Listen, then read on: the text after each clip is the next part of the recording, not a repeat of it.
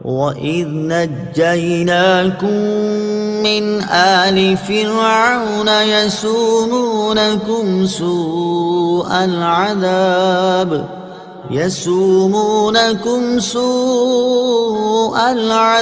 يذبحون أبناءكم ويستحيون نساءكم وفي ذلكم بلاء من ربكم عظيم۔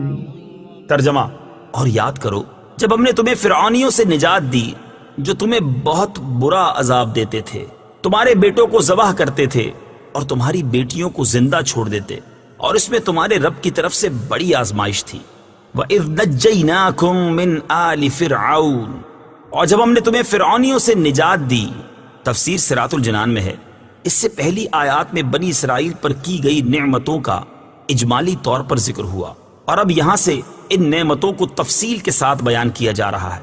چنانچہ ارشاد فرمایا کہ اے بنی اسرائیل، میری وہ نعمت یاد کرو کہ جب ہم نے تمہیں فرعون کی پیروی کرنے والوں سے نجات دی جو تمہیں بہت برا عذاب دیتے تھے۔ فرعون نے بنی اسرائیل پر نہایت بے دردی سے محنت و مشقت کے دشوار کام لازم کر رکھے تھے۔ پتھروں کی چٹانیں کاٹ کر ڈھوتے ڈھوتے ان کی کمریں اور گردنیں زخمی ہو گئی تھیں۔ غریبوں پر ٹیکس مقرر کیے ہوئے تھے جو غروب آفتاب سے قبل جبرن وصول کیے جاتے تھے، اور جو ٹیکس نہ دے پاتا اسے سخت سزائیں ملتی تھیں۔ فرعون کا مختصر تعارف۔ جس طرح فارس کے بادشاہ کا لقب کسرا، روم کے بادشاہ کا قیصر اور حبشہ کے بادشاہ کا لقب نجاشی تھا، اسی طرح قبطی اور عمالقہ قوم سے تعلق رکھنے والے مصر کے بادشاہوں کا لقب فرعون ہوتا تھا۔ حضرت موسیٰ علیہ السلام کے زمانے کے فرعون کا نام ولید بن مصعب بن ریان تھا، اور اس آیت میں اسی کا ذکر ہے۔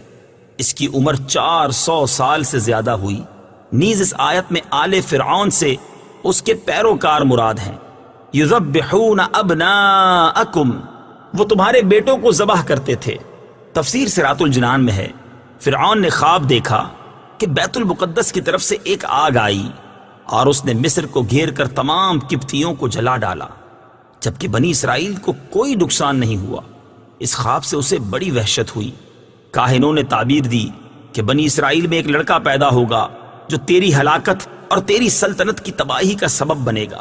یہ سن کر فرعون نے حکم دیا کہ بنی اسرائیل میں جو لڑکا پیدا ہو اسے قتل کر دیا جائے۔ یوں ہزاروں کی تعداد میں بچے قتل کیے گئے۔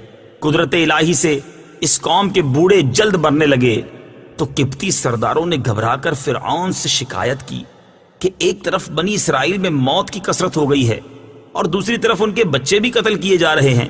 اگر یہی صورتحال رہی تو ہمیں خدمتگار کہاں سے ملیں گے؟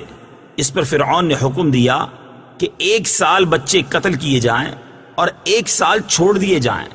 تو جو سال چھوڑنے کا تھا اس میں حضرت ہارون علیہ السلام پیدا ہوئے، اور قتل کے سال حضرت موسیٰ علیہ السلام کی ولادت ہوئی۔ یہ واقعہ سورہ قصص کے پہلے رکوع میں کافی تفصیل سے بیان کیا گیا ہے۔ وَفِي ذَلِكُمْ بَلَاءٌ، اور اس میں آزمائش تھی۔ تفسیر صراط الجنان میں ہے، بلا امتحان و آزمائش کو کہتے ہیں، اور آزمائش نعمت سے بھی ہوتی ہے اور شدت و محنت سے بھی۔ نعمت سے بندے کی شکر گزاری اور محنت و مشقت سے اس کے صبر کا حال ظاہر ہوتا ہے۔